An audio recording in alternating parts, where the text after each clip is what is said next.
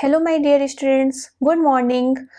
हम quick revision कर रहे थे pair of linear equation in two variables का, जिसमें हमने ग्राफ से रिलेटेड क्वेश्चंस कर लिया था, ग्राफिकल मेथड कर लिया था। आज हम करेंगे एल्जेब्रिक मेथड से रिलेटेड क्वेश्चन सॉल्व। तो एल्जेब्रिक मेथड का यूज क्यों हुआ? Sometimes graphical method does not give an accurate answer.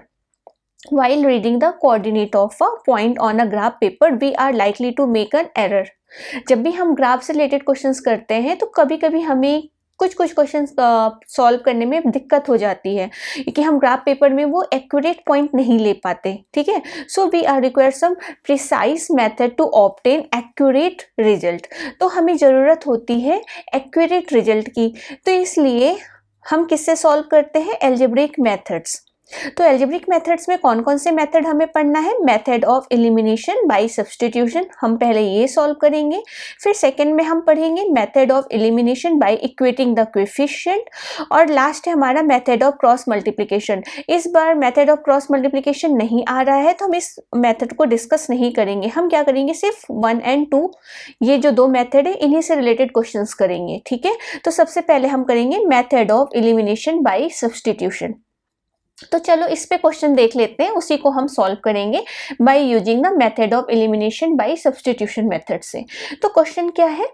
The age of the father is twice the sum of the ages of his 2 children. जो पिता की उम्र है वो दो बच्चों के जो भी एज है उन दोनों के सम के ट्वाइस के बराबर है। मतलब जो दो बच्चे हैं उन दोनों का ऐड कर दो एज और उसका डबल कर दो तो क्या मिलता है? फादर की एज मिलती है। फिर नेक्स्ट लाइन क्या कह रहा है? After 20 years his age will be equal to the sum of the ages of his children. बोला जा रहा है कि 20 साल बाद, मतलब फ्यूचर में, आज से 20 साल बाद जो पिता की एज है वो बच्चों के एज के बराबर हो जाएगी। आज से 20 साल उनके सम, जो भी एज है उनके सम के बराबर हो जाएगी। Find the age of the father. अब हमें फादर की एज बतानी है, तो पहले हम प्रेजेंट एज ले लेते हैं। ठीक है, तो प्रेजेंट एज हमने ले लिया। यहाँ पे let the present age of father, हमने फादर की प्रेजेंट एज क्या ले ली? x ईयर ले ली। ठीक है, अब हमने साथ में बच्चों का भी ले लिया। Also let the present ages of 2 children. 2 children का हमने प्रेजेंट एज ले लिया, उसका सम लिया। यहाँ पे कहने का मतलब लेट द सम ऑफ, यहाँ पे लिख देते हैं sum of present ages of 2 children. तो यहाँ पे हो गया y ईयर्स। ठीक है, y ईयर। तो ये हो गया, ये दो चीजें हमने ले ली। हमने क्या किया? फादर की एज को x ले लिया और दोनों बच्चों के एज को ऐड करने से क्या मिलता है? y ईयर मिलता है, ये ले लिया। अब क्वेश्चन में क्या कह रहा था? यहाँ पे the age of the father is twice the sum of the ages of his 2 children. तो अकॉर्डिंग टू क्वेश्चन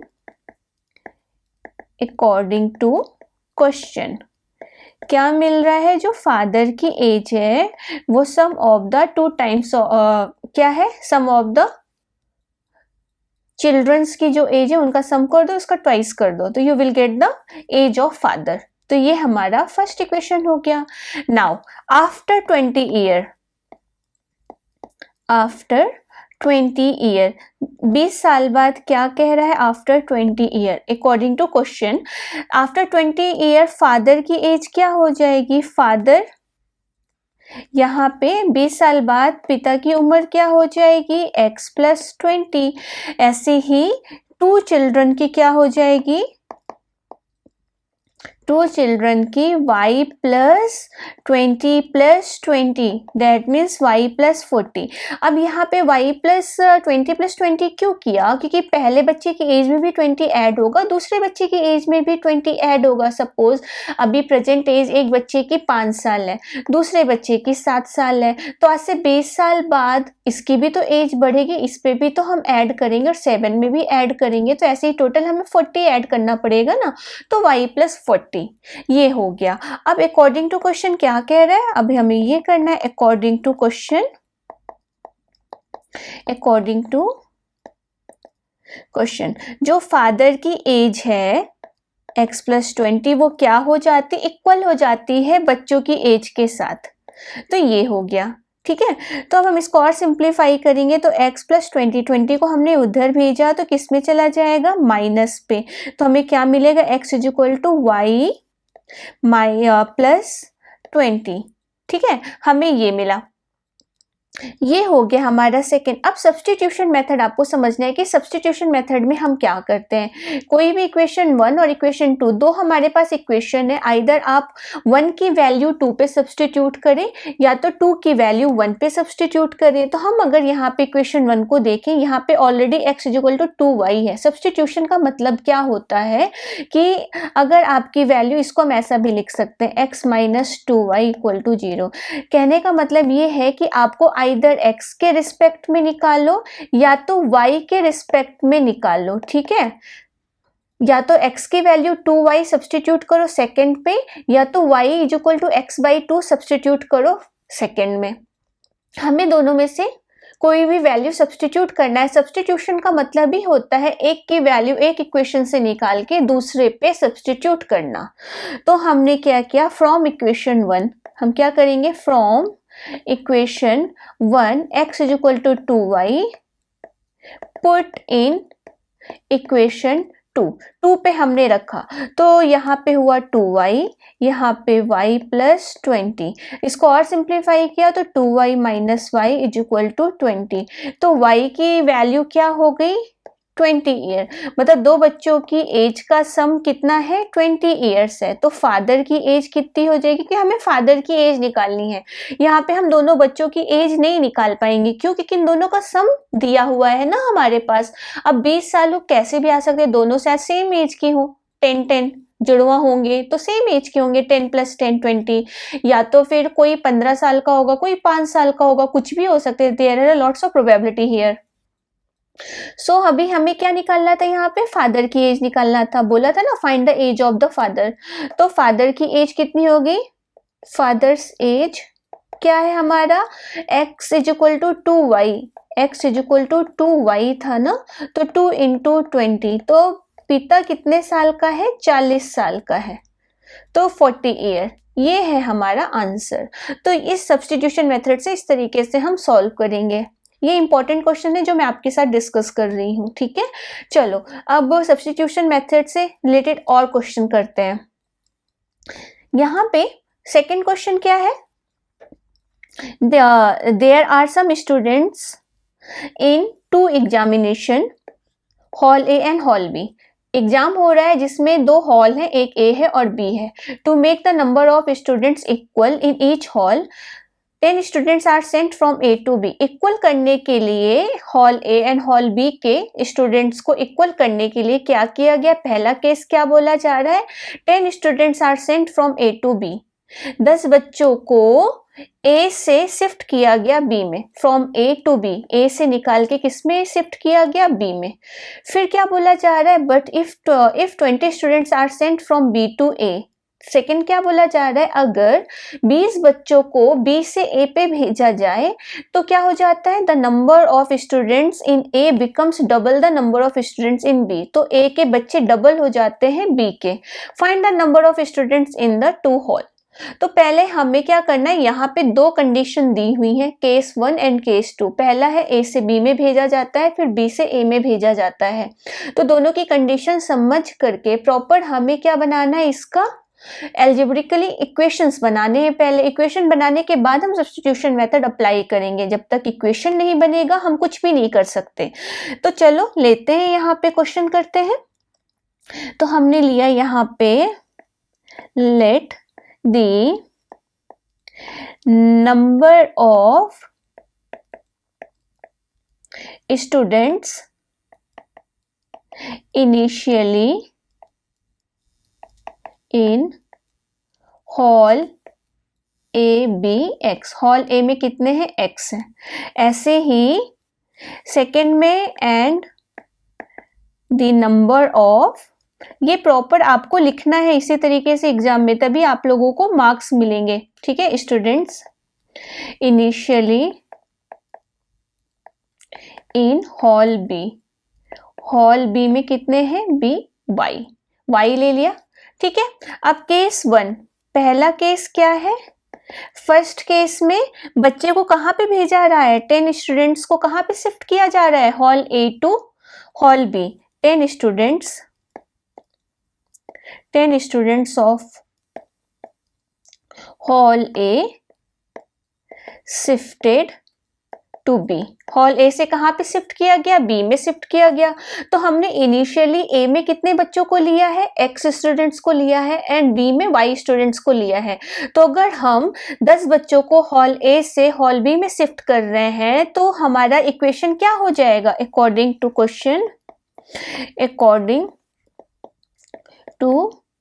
क्वेश्चन हमारे बच्चे ए से निकलकर किस में जा रहे हैं, बी में जा रहे हैं। इसका मतलब, और इक्वल किया करने की कोशिश हो रही है ना, यहाँ पे क्या बोला जा रहा है, there are some students in the two examination hall A and B to make the number of students equal. यहाँ पे बोला गया है ना कि इक्वल करने के लिए हम क्या कर रहे हैं, 10 स्टूडेंट्स को ए से बी में भेज रहे हैं।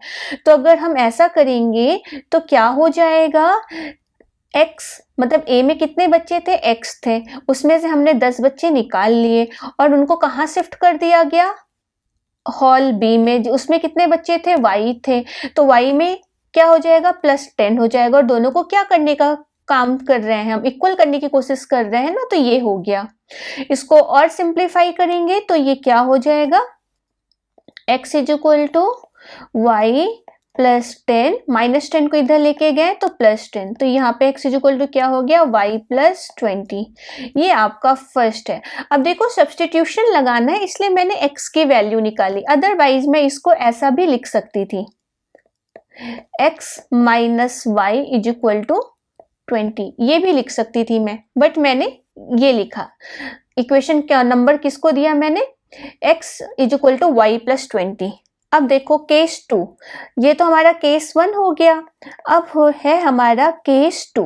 केस 2 में क्या बोला जा रहा है, देखो यहाँ पे, but if 20 students are sent from B to A, अगर हम 20 बच्चों को बी से ए पे भेजते हैं तो क्या हो जाता है, the number of students in A becomes double the number of students B. जो ए के बच्चे हैं वो बी के बच्चे के क्या हो जाते हैं, डबल हो जाते हैं, अगर 20 बच्चे बी से हम ए में भेजते हैं तब। ठीक है, तो अब हम यहाँ पे क्या कर रहे हैं, केस 2 में 20 students are shifted from hall B to A, B से ए पे शिफ्ट किया गया। तो इसका मतलब है अकॉर्डिंग टू क्वेश्चन क्या हो जाएगा, अकॉर्डिंग टू क्वेश्चन हमारा, अभी देखो हॉल बी से ए पे जा रहे हैं तो बी में कितने बच्चे हैं, y बच्चे हैं। ठीक है, तो वो कितने हो जाएंगे, बी के स्टूडेंट्स हम यहाँ पे लिख देते ताकि अच्छे से क्लियर रहे। यहाँ पे ए में बच्चे हो जाएंगे x +20 और बी में बच्चे हो जाएंगे y -20। x +20 और y -20 क्यों हुआ, ध्यान से देखो, 20 students are shifted from hall B to A, B से निकल करके 20 बच्चे ए पे आ रहे हैं, तो बी पे पहले कितने बच्चे थे, y स्टूडेंट्स, तो उसमें से 20 कम हो गए ना, इसलिए y -20, और ए में जा रहे हैं और ए में पहले कितने बच्चे थे, x थे, तो उसमें कितने और हो गए, x +20। अब क्वेश्चन में ये बोला जा रहा है अगर बच्चे बी से ए पे जाते हैं तो क्या हो जाता है, A becomes double the number of students B, जो A है वो B का डबल हो जाता है। तो A में कितने बच्चे हैं, x +20, अब x +20 हो गए ना, और वो डबल हो जाते हैं किसके, y -20 के। ठीक है, अब इसको और सिंप्लीफाई किया तो क्या हो जाएगा हमारा, x +20 2y -40। ठीक है, इसको और सिंप्लीफाई हम कर सकते हैं, यहाँ पे ये हो गया हमारा, इसको फर्दर और सिंप्लीफाई करेंगे तो ये हो जाएगा x = 2y -40 -20, so x is equal to 2y -60। ठीक है, तो ये हो गया हमारा सेकंड। अब हमें क्या करना है, जो भी इक्वेशन 1 की जो वैल्यू है ये सब्स्टिट्यूट करनी है सेकंड पे। तो देखो हमारा second, put x is equal to 20 + y in equation 2। और इक्वेशन 2 में हमारा क्या मिला था, अगर हम इक्वेशन 2 में देखें तो x is equal to 2y -60, x is equal to 2y -60, 2y -60 यही मिला था, 2y -60। अब हमारा x का वैल्यू क्या है, 20 + y। अब हमने यहाँ पे रख दिया, तो यहाँ पे 20 -60 इधर आ गया तो +60, यहाँ पे 2y -y, 60 और 20 कितना हो जाएगा, 80। तो y की वैल्यू हमें क्या मिल रही है, 80 मिल रही है। ठीक है, तो x इज इक्वल टू क्या हो जाएगा, x इज इक्वल टू हमारी x की वैल्यू क्या है, 20 + y, तो 20 + 80, तो हमें x इज इक्वल टू क्या मिला, 100। तो नंबर ऑफ स्टूडेंट्स ये किस में है, हॉल ए में, ये number of students in hall A is equal to 100 and number of students in hall B is equal to 80।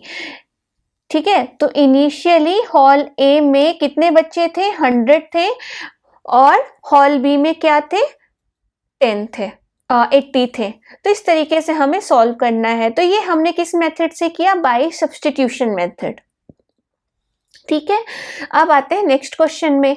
अब हम किससे रिलेटेड क्वेश्चंस करेंगे, method of elimination bye equating the coefficient. अब हम जो भी कोएफिशिएंट है उनको इक्वल करके सॉल्व करने वाले हैं। तो देखो पहले हम क्वेश्चन समझते हैं क्या है, फिर आपको मेथड समझ में आएगा कि इक्वेटिंग द कोएफिशिएंट मेथड किस तरीके से अप्लाई किया जाता है।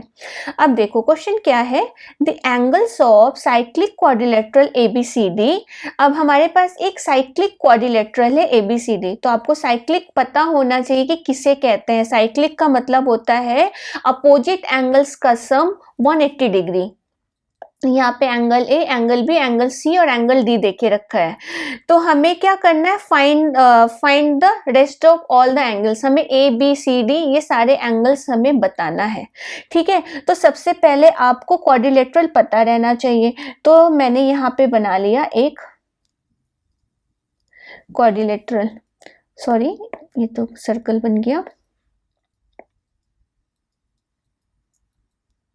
ये हमने क्वाड्रिलेटरल बना लिया। ठीक है, इसकी मैंने नेमिंग कर दी, एक हो गया ए और दूसरा हो गया आपका बी, सी और ये डी। ठीक है, ABCD ये हो गया, और इसका ऑर्डर सही होना चाहिए। ठीक है, आप ऐसे किसी को नाम नहीं दे सकते हैं कि आपने इसको एक को ए लिखा, इसको बी लिख दिया, किसी को सी लिख दिया, ऐसे नहीं। एक या तो आप साइक्लिक ऑर्डर अप्लाई करो या एंटी क्लॉक, या तो क्लॉकवाइज चलो या तो एंटी क्लॉकवाइज चलो, बट ऑर्डर आपका प्रॉपर होना चाहिए। ठीक है, आप ऐसे किसी की नेमिंग नहीं कर सकते हैं। फॉर एग्जांपल आपने अगर इधर ए लिखा तो इसको सी लिखो, इसको बी लिखो, इसको डी लिखो, ऐसे नहीं करना है। ठीक है, अब साइक्लिक क्वाड्रिलेटरल में अपोजिट एंगल्स का सम क्या होता है, 180 डिग्री होता है। तो पहले ये वाली प्रॉपर्टी लिखो कि sum of opposite angles of a cyclic quadrilateral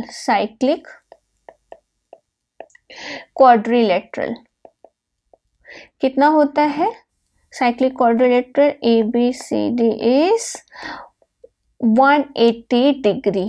तो यहाँ पे एंगल ए के साथ क्या होगा, एंगल सी होगा 180 डिग्री, और दूसरा क्या होगा, angle B plus angle D होगा 180 डिग्री।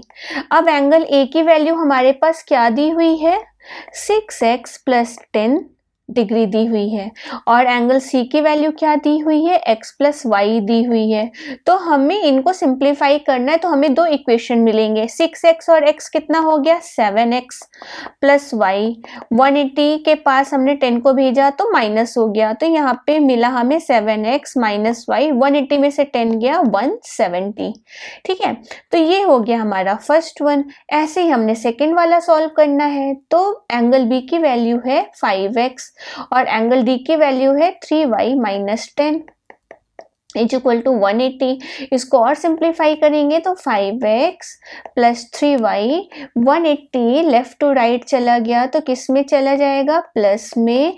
तो यहाँ पे हमें मिला 5x plus 3y is equal to 190।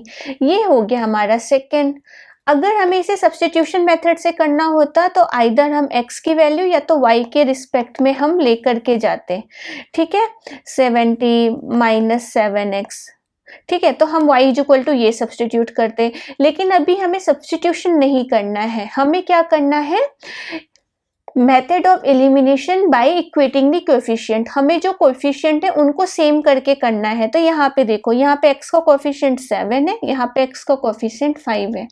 तो हम आइदर इस वाले इक्वेशन में 7 का मल्टीप्लाई करें या तो इस वाले इक्वेशन में, अगर हमने उसमें 7 का मल्टीप्लाई किया तो हमें इसमें किसका मल्टीप्लाई करना पड़ेगा, 5 का, क्योंकि x का कोएफिशिएंट यहाँ पे 5 है तो क्रॉस मल्टीप्लाई, मतलब इसमें 5 करेंगे और इसका 7 है इसलिए इसमें 7 करेंगे। या तो यहाँ पे y का कोएफिशिएंट क्या है 1 है और यहाँ पे y का कोएफिशिएंट क्या है 3 है। तो जब भी ऐसे क्वेश्चन हुआ करे ना, तो देखो कहाँ पे x और y का कोएफिशिएंट 1 है, यहाँ पे है और यहाँ पे 3, इसका मतलब हम क्या करेंगे, इसमें 3 का मल्टीप्लाई करेंगे। तो ये हमारे लिए कैलकुलेशन क्या होगी, इजी पड़ेगी। तो हम क्या करने वाले हैं, इक्वेशन 1 में, इक्वेशन 1 को किससे मल्टीप्लाई करने वाले हैं, 3 से मल्टीप्लाई करने वाले हैं। तो 3 से मल्टीप्लाई करेंगे तो कितना हो जाएगा, 7 3 जा 21x माइनस 3y और 7 3 जा 51, तो 510। ठीक है, तो ये हो गया हमारा थर्ड इक्वेशन। नाउ अब हमने दोनों के कोएफिशिएंट, एक कोएफिशिएंट को सेम कर दिया, ये और ये 3y दोनों सेम हो गया। अगर हम दोनों को सब्ट्रैक्ट करें तो हमें x वैल्यू मिल जाएगा। तो हमारा सब्स्टिट्यूशन, ये जो इक्वेटिंग द कोएफिशिएंट मेथड का मतलब ही हम क्यों कर रहे हैं, ताकि हम दोनों के कोएफिशिएंट को सेम करें, फिर आइदर ऐड या तो सब्ट्रैक्ट करके हम इन दोनों को कैंसिल आउट करें। तो हमें यहाँ पे 21x माइनस 3y और यहाँ पे क्या है 5x प्लस 3y, यहाँ पे प्लस 3y है, कहीं पे माइनस तो नहीं है, 51 प्लस 3y और यहाँ पे एंगल a प्लस c, यहाँ पे प्लस साइन है, ये 7x प्लस वाई है, यहाँ पे ध्यान देना 7x प्लस वाई है, यहाँ पे प्लस रहेगा। ठीक है, अब देखो दोनों को हम क्या करेंगे, सब्ट्रैक्ट करेंगे। किसको किसको, इक्वेशन 3 माइनस इक्वेशन 2, दोनों को अब सब्ट्रैक्ट करें। क्यों कर रहे हैं, ताकि दोनों कैंसिल आउट होकर के हमें x की वैल्यू दे दें। तो हमने इक्वेशन 1 को 3 को लिखा 21x plus 3y is equal to 510 और इक्वेशन 2 क्या है हमारा 5x plus 3y is equal to 190। अब दोनों को सब्ट्रैक्ट करो तो साइन चेंज हो जाएगा। ठीक है, तो 21 में से 5 गया 16x और ये तो हमें 0 मिल गया और 510 में 190 जाएगा तो क्या मिलेगा 320। क्लियर है, तो x की वैल्यू कितनी हो गई 20, तो हमें x मिल रहा है 20। नाउ अब हमें क्या फाइंड आउट करना है, y फाइंड आउट करना है। तो y की वैल्यू क्या हो जाएगी, put x is equal to 20 in equation, हम किसी में भी रख सकते हैं, आइदर इक्वेशन 1 या तो इक्वेशन 2 पे रख सकते हैं, हमारे ऊपर है। तो हमने किस पे रख दिया, 2 पे रख देते हैं अगर इक्वेशन 2। तो यहाँ पे 5 into 20 plus 3y is equal to 190। तो 5 2 जा 10, 100 हो गया। 3y 190 में से 100 को सब्ट्रैक्ट करो तो क्या मिलेगा 90। तो 90 को 3 से डिवाइड करेंगे तो 30। तो y की वैल्यू क्या मिल गई 30 मिल गई। अब हमें rest of all the angles find out करने हैं। तो चलो देखो यहाँ पे सभी एंगल्स, एंगल ए के लिए क्या था 6x प्लस 10 था। क्या था 6x प्लस 10 और आपको x की वैल्यू मालूम है कितना है 20। तो 6 2 जा 12, 12 और 3 कितना हो जाएगा 6 2 जा 12 और ये 10 तो कितना हो जाएगा 130। तो एंगल ए 130 है। ऐसे ही हमें एंगल बी निकाल लेंगे। एंगल बी क्या है 5x है, तो इसका मतलब एंगल बी 100 है। ऐसे ही एंगल सी क्या है x प्लस वाई है, तो x प्लस वाई इसका मतलब 20 और 30 50 हो गया। और एंगल डी कितना है हमारा 3y माइनस 10, तो 3 3 जा 9 और वो बन गया तो 8 80। तो इस तरीके से हमने सारे वैल्यूज निकाल लिए। तो ये प्रॉपर वे है पूरा सॉल्व करने का। ठीक है, तो ये है हमारा method of elimination bye equating the coefficient. ठीक है, चलो अब इससे रिलेटेड दूसरे क्वेश्चन पे चलते हैं। अब दूसरा क्वेश्चन क्या है, अ 2 digit number is obtained bye either multiplying the sum of the digits by 8 and then subtracting 5, or by multiplying the difference of the digits by 16 and then adding 3. Find the numbers. तो आपके पास 2 digit number है, उसको पाने के लिए दो तरीके यहाँ पे दिए गए हैं। तो सबसे पहले हम क्या करते हैं 2 डिजिट नंबर लिख देते हैं।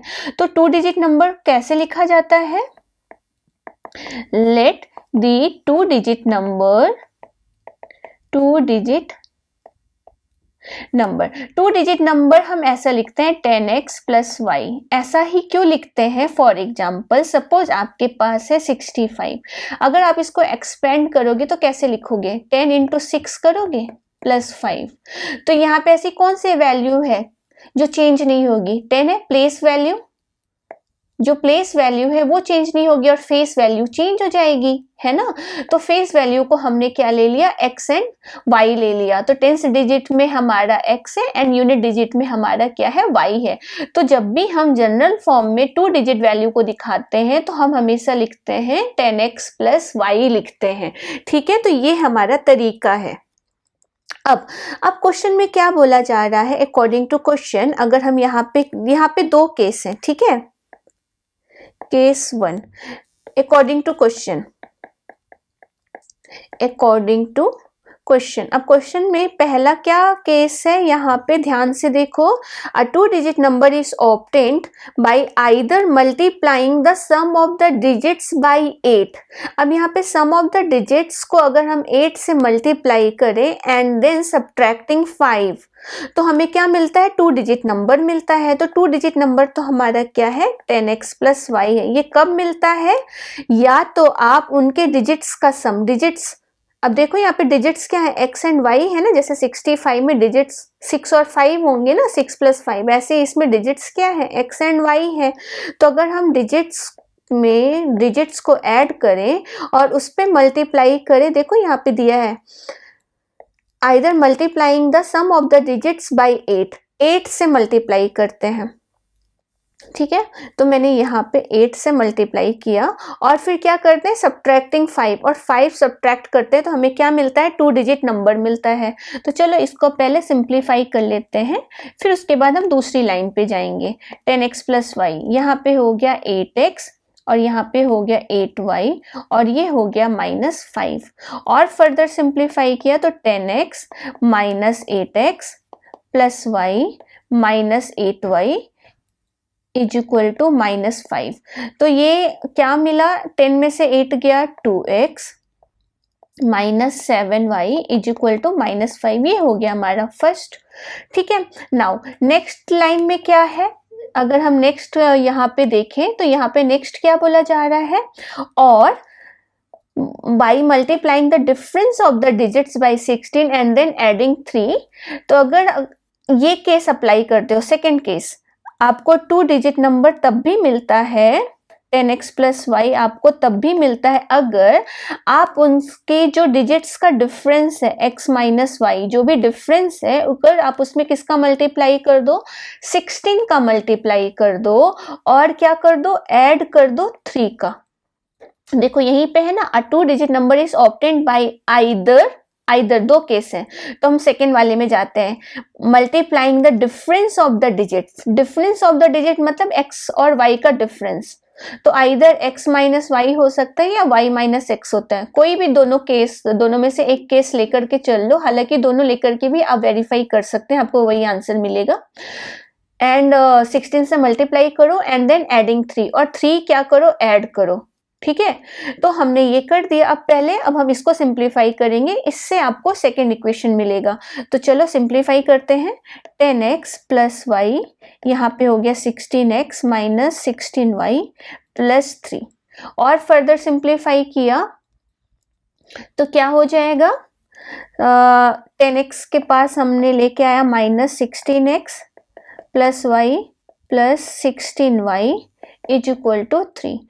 तो यहाँ पे हो गया माइनस 6x और ये हो गया 17y और यहाँ पे हो गया 3, ये हो गया आपका सेकेंड। ठीक है, अब हम कौन सा मेथड अप्लाई कर रहे हैं, इक्वेटिंग द कोएफिशिएंट को सेम करना। तो देखो यहाँ पे x का कोएफिशिएंट यहाँ पे 2 है और यहाँ पे 6 है, तो अगर हम इस पे 3 का मल्टीप्लाई कर दे तो ये भी 3 2 जा 6 हो जाएगा, तो ये आसान होगा। तो हम क्या करेंगे, इक्वेशन 1 में 3 का मल्टीप्लाई कर दे ताकि हमारा जो x है वो क्या हो जाए, 3 2 जा 6 हो जाए। तो हम क्या करेंगे, इक्वेशन 1 में 3 का मल्टीप्लाई करेंगे, इक्वेशन 1 मल्टीप्लाई विथ 3, और फिर क्या करेंगे, हम सेकेंड इक्वेशन को सब्ट्रैक्ट कर देंगे और इक्वेशन 2 को क्या कर देंगे, सब्ट्रैक्ट कर देंगे। तो इक्वेशन 1 में 3 का मल्टीप्लाई करते हैं तो क्या मिलेगा, 3 2 जा 6x, सब्ट्रैक्ट भी नहीं करते, ऐड कर देते हैं, तो दोनों ही कैंसिल आउट हो जाएंगे, ऐड कर देंगे क्योंकि ये माइनस है वो पॉजिटिव है। 3 2 जा 6x माइनस 3 7 जा 21y और यहाँ पे 3 5 जा 15। अब यहाँ पे इक्वेशन ये तो हो गया हमारा थर्ड। अब इक्वेशन 2 क्या है हमारा, minus 6x plus 17y plus 3, हमने दोनों को क्या किया, ऐड किया, ये हमारा फर्स्ट है, दोनों को हम क्या कर रहे हैं, ऐड कर रहे हैं, तो ये तो हो गया 0। 21 में से 17 गया तो क्या मिलेगा, माइनस 4y, और 15 में से 3 गया तो क्या मिलेगा, माइनस 12। तो y की वैल्यू कितनी हो गई, 3 हो गई। ठीक है, अब y अगर 3 है तो x कितना होगा, किसी में भी पुट कर देते हैं, y is equal to 3, put in equation 1 में रख दिया। ठीक है, तो 2x यहाँ पे minus 7 into 3 is equal to minus 5, इसको और सिंप्लीफाई किया तो कितना हो जाएगा, 2x, 7 3 जा 21, 21 में से 5 गया तो कितना हो जाएगा, 16। तो x की वैल्यू क्या हो गई, 8। अब x हमारा हो गया 8, हमें 2 डिजिट नंबर निकालना था ना, तो 2 डिजिट नंबर क्या हो जाएगा, 2 डिजिट नंबर, तो यहाँ पे हमारा 2 डिजिट नंबर क्या है, 10x प्लस वाई है, और x हमारा आया 8 एंड y आया हमारा 3, तो ये हो गया हमारा 83। 2 डिजिट नंबर क्या है, 83। तो इस तरीके से हमें सिंप्लीफाई करना था। ठीक है, तो ये बता दिया। अब बहुत ही इंपॉर्टेंट क्वेश्चंस इस बार शायद एग्जाम में इस तरह के क्वेश्चंस आ सकते हैं, तो प्लीज देख लें। क्या है question, a railway half ticket cost, देखो यहाँ पे, a railway half ticket cost half the full fare but the reservation charges are the same on a half ticket as on full ticket. देखो यहाँ पे, a railway half ticket cost half the full fare, अगर आपका किराया कहीं का 2000 है, अगर तो आप लोग उसका हाफ टिकट बुक कर रहे हो सपोज कोई बच्चा जा रहा है, ट्रेवल कर रहा है, ठीक है, 3-4 साल का बच्चा है, तो जो भी फुल फेयर है उसका हाफ लगेगा, मतलब 1000 रुपीज लगेगा। A railway half ticket cost half the full fare, but the reservation charges are the same on a half tickets as on a full tickets। लेकिन जो रिजर्वेशन चार्जेस है, जो booking charges है, कोई fixed charge है, अगर आप half ticket लो या फुल टिकट लो, दोनों में वो क्या होगा, सेम होगा। सपोज बुकिंग चार्ज 100 रुपीज है, अब चाहे टिकट 2000 की हो या 4000 की हो, हमें एक्स्ट्रा वो 100 रुपीज देने ही है, जो कि फिक्स है, चाहे आप हाफ टिकट लो या फुल टिकट लो, ठीक है, आपको वो देना है। अब क्वेश्चन कहाँ से उठता है, यहाँ से, one reserved first class ticket from the station A to B cost 2530। एक ने टिकट बुक की ए से बी जाने के लिए फर्स्ट क्लास की, ठीक है, one reserved first class ticket, सिर्फ एक ही टिकट बुक की, ठीक है, तो कितना कॉस्ट दिया उसने, 2530। तो इसमें उसने क्या क्या दिया, किराया तो दिया, साथ में उसने क्या दिया, बुकिंग चार्ज भी दिया। वही तो, उसी के बारे में तो बात हो रही है। Railway half ticket cost half the full fare but the reservation charges, जो रिजर्वेशन चार्जेस है, तो जब एक बंदे ने ए से बी में टिकट बुक की तो जो किराया था वो दिया, साथ में रिजर्वेशन चार्जेस भी दिया, तो दोनों को मिला के होता है 2530।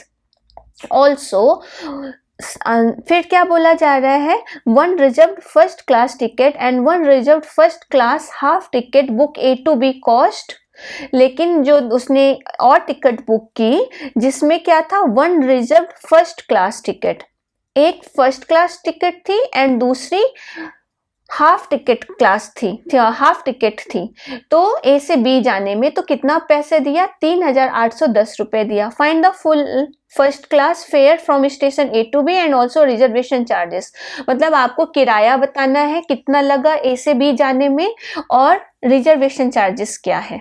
तो चलो पहले हम इसको एज्यूम कर लेते हैं कुछ चीजें, जैसे taking the cost of full fare from A to B, हमने क्या ले लिया, x रुपीज ले लिया कि ए से बी जाने में x रुपीज लगते हैं, किराया है ये, एंड और रिजर्वेशन चार्जेस कितना लग रहा है, रिजर्वेशन चार्जेस पर टिकट, आप कितनी भी टिकट बुक करो वो हर टिकट में ये लगेगा, तो ये कितना रुपए लग रहा है, y रुपीज लग रहा है। अब केस 1, पहला केस क्या बोल रहा है, उसने क्या किया, वन फुल टिकट बुक की, देखो यहाँ पे फुल टिकट, ठीक है, one reserve first class ticket from the station A to B, one reserve first class ticket from A to B में उसने एक टिकट बुक की, तो एक टिकट में क्या क्या लगेगा, वन फेयर लगेगा प्लस वन रिजर्वेशन, सिर्फ एक ही बुक किया ना उसने, वन रिजर्वेशन, इन दोनों को मिला के चार्जेस हो रहा है ना, इन दोनों को मिला के कितना चार्जेस हो रहा है, 2530 रुपए। तो फेयर कितना है हमारा, x रुपीज, हमें नहीं पता, हमने x लिया है, और रिजर्वेशन चार्जेस कितना है, y है, तो 2530, ये हो गया हमारा फर्स्ट, ठीक है। अब सेकंड केस 2, यहाँ पे दो केस है, केस मतलब क्या, उसी के बारे में बात हो रही है, ऑल्सो दिया है ना, also one reserve first class ticket and one reserve first class half ticket, मतलब एक फुल टिकट है और एक क्या है, वन फुल टिकट और प्लस हाफ टिकट, दो टिकट है ना, दोनों को मिला के कितना हो रहा है, 3810 रुपए। अब यहाँ पे देखो वन फुल टिकट में क्या क्या ऐड होगा, वन फुल टिकट में one fair plus one reservation charge, ये होगा ना, और हाफ टिकट में क्या होगा, हाफ टिकट में अगर हम बात करें तो फेयर का हाफ होगा और प्लस रिजर्वेशन चार्जेस होगा, क्योंकि रिजर्वेशन चार्जेस तो सेम है, चाहे तुम हाफ टिकट बुक करो या कुछ भी करो, आपको वो तो पूरा ही देना है। तो देखो फेयर को हमने क्या लिया है, x लिया है, और रिजर्वेशन को हमने क्या लिया है, y लिया है।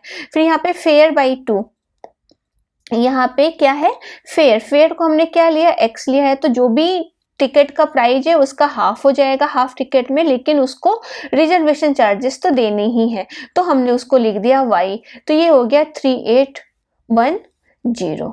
ठीक है, इसको और सिंप्लीफाई करेंगे। आप इक्वेशन 1 देखो क्या है, equation 1 x plus Y is equal to 2530 है, एंड यहाँ पे ये क्या हो गया, 1 फेयर तो x, यहाँ पे 1 रिजर्वेशन तो y, और फेयर क्योंकि यहाँ पे हाफ टिकट भी उसने ली है ना, तो हाफ टिकट में जो भी किराया वो हाफ हो जाएगा, इसका मतलब x/2 हो जाएगा, लेकिन रिजर्वेशन चार्जेस तो रहेगा, इसलिए y।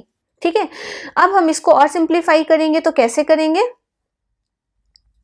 देखो यहाँ पे पहला वाला क्या था, फर्स्ट इक्वेशन क्या था, x plus Y is equal to 2530, ये फर्स्ट वाला था।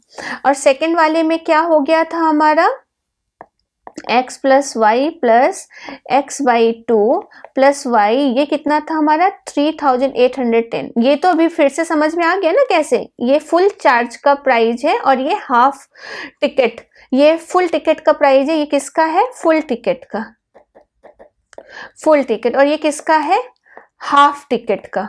हाफ टिकट में भी तो रिजर्वेशन चार्जेस लगेगा ना, तो y, और फुल टिकट में भी रिजर्वेशन चार्जेस लगेगा, तो दोनों को मिला के उसने 3810 दिए।